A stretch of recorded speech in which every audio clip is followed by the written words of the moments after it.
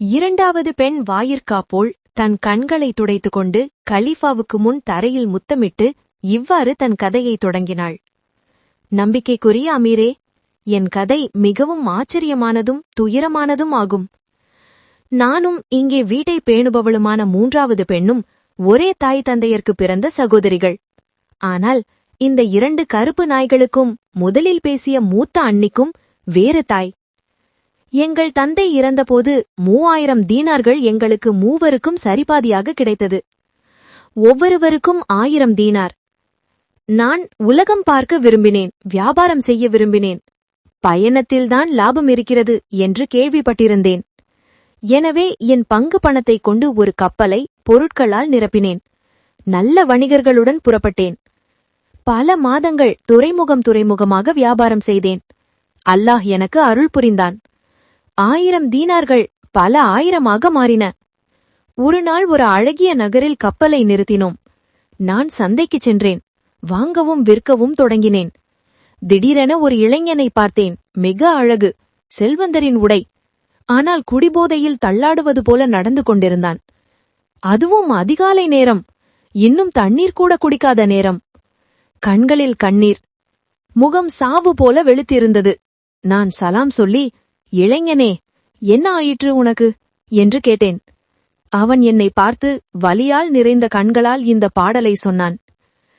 காதல் வலி காலப்போக்கில் தேயும் என்கிறார்கள்.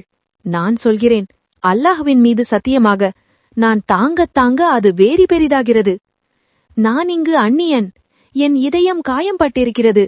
எனக்கு அல்லாஹுவும் என் நிலையை கேட்கும் இந்த அன்பு பெண்ணும் தவிர வேறு யாருமில்லை. என் இதயம் உருகியது.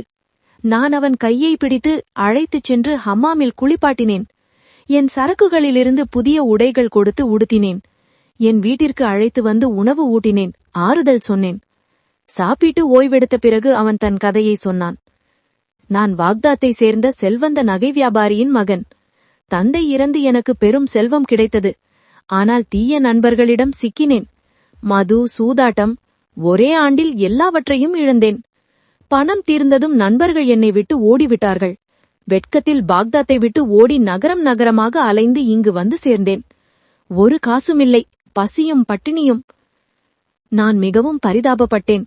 கவலை வேண்டாம், இன்று முதல் நீ என் சகோதரனும் என் அன்புக்குரியவனும் ஆவாய். என்னிடம் இருக்கும் செல்வம் நமக்கு இருவருக்கும் போதுமானது என்றேன். அவன் என் கையை முத்தமிட்டு அழுதான். அன்றறிவே எங்களிடையே காதல் மலர்ந்தது. முழு 1 வருடம் அந்த நகரில் என் வீட்டில் நாங்கள் இன்பமாக வாழ்ந்தோம். நான் அவனுக்காக பணத்தை வாரி வழங்கினேன். நல்ல உணவும் நிம்மதியும் அவனை நிலவை போல அழகாக்கின. 1 வருஷம் முடிந்ததும் நான் பாக்தாத்துக்கு திரும்ப விரும்புகிறேன். எல்லா லாபமும் இங்கே இருக்கிறது. என் சகோதரிகளும் அங்கே இருக்கிறார்கள் என்றேன். அவன் மகிழ்ச்சியுடன் ஒப்புக்கொண்டான். நான் பெரிய கப்பல் ஒன்றை ஏற்பாடு செய்தேன். என் பொருட்களையும் அவனுடையதையும் ஏற்றினேன். நல்ல காற்றுடன் புறப்பட்டோம். பல நாட்கள் மகிழ்ச்சியாக பயணித்தோம்.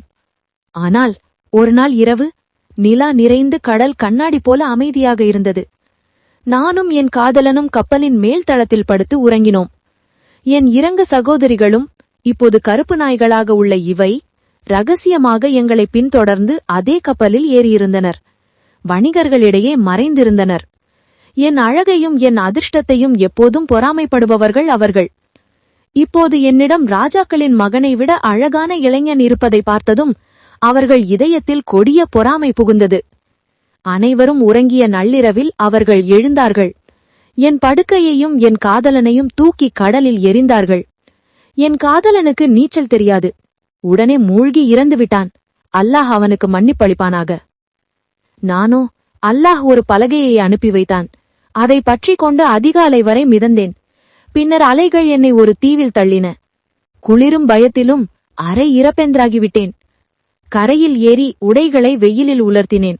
காட்டு பழங்களை உண்டேன். ஒரு மரத்தடியில் தூங்கினேன். விழித்தெழுந்தபோது என் காலடியில் ஒரு அழகிய கருப்பு பெண், ஆப்பிரிக்கா அழகி போல ரோஜா நீரால் என் பாதங்களை கழுவிக் கொண்டிருந்தாள். கண்களில் கண்ணீர். நான் அதிர்ந்து எழுந்தேன். யார் நீ, எப்படி இங்கே வந்தாய் என்று கேட்டேன். அவள் கண்ணீருடன் சிரித்து, என் அரசி மிரஞ்சோ, மறந்துவிட்டீர்களா? நான் தான் அந்த பாம்பு. டிராக்கன் என்னை துரத்திய போது நீங்கள் என் உயிரை காப்பாற்றினீர்கள் அல்லவா? நானும் என் இனத்தவரும் அல்லாஹ்வையும் அவன் திருத்தூதரையும் நம்பும் ஜின்னுகள்.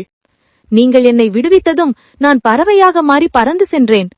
நேற்று கடலில் பறந்தபோது உங்கள் கொடிய சகோதரிகள் உங்களையும் இளைஞனையும் கடலில் தள்ளுவதை பார்த்தேன். நான் கீழே பாய்ந்தேன். இளைஞனை காப்பாற்ற முடியவில்லை, ஏற்கனவே மூழ்கிவிட்டான். ஆத்திரத்தில் கப்பலை முழுக்க மூழ்கி அடித்தேன். உங்கள் சகோதரிகளை தவிர மற்ற யாரையும் அச்சுறுத்தப்படுத்தேன். அவர்களை நீண்ட காலம் துன்புறுத்த வேண்டும் என்று கட்டளையிட்டேன். உங்கள் எல்லா பொருட்களையும் ஒரு கணத்தில் பாக்தாதில் உள்ள உங்கள் வீட்டிற்கு எடுத்துச் சென்றேன். உங்களை இங்கே ஓய்வெடுக்க வைத்தேன். பின்னர் அந்த ஜின்னியா கருப்பு நாய்களை சுட்டிக்காட்டி, இவற்றிற்கு ஏற்கனவே 1000 சாட்டை அடி அடிக்கப்பட்டிருக்கிறது. உங்கள் மூத்த சகோதரிக்கு தினமும் 300 அடி வீச வேண்டும் என்று கட்டளையிட்டேன். அவள் செய்யாவிட்டால் அவளையும் பூமிக்கு அடியில் புதைத்து விடுவேன். பேசி முடித்ததும் அந்த ஜின்னியா என்னையும் நாய்களையும் தோளில் போட்டுக்கொண்டு ஒரு கணத்தில் பாக்தாத்தில் உள்ள என் வீட்டு மாடியில் விட்டாள். எல்லா பொருட்களும் சேதாரமின்றி இருந்தன. அன்றிலிருந்து நாங்கள் இங்கேதான் வாழ்கிறோம். மூத்த அண்ணி காலையிலும் மாலையிலும் இந்த 2 நாய்களுக்கும் 300 சாட்டை அடி கொடுக்கிறாள். ஜின்னியா சொன்னது போல. என் உடலில் உள்ள இந்த வடுகள் முதல் நான் என் சகோதரிகளுக்காக மன்னிப்பு கேட்டு ஜின்னிடம் தடுத்த போது அவள் எனக்கு அடித்தவை. பின்னர் குணப்படுத்தினாள். ஆனால் இந்த வடுகளை நினைவாக விட்டு வைத்தாள். இதுவே உன் நம்பிக்கைக்குரிய அமீரே, என் உடலில் உள்ள சவுக்கடி வடுகளுக்கு காரணம். வாயிற்காப்போல் கதை முடித்ததும் கலீஃபா ஆச்சரியத்தில் உறைந்தார்.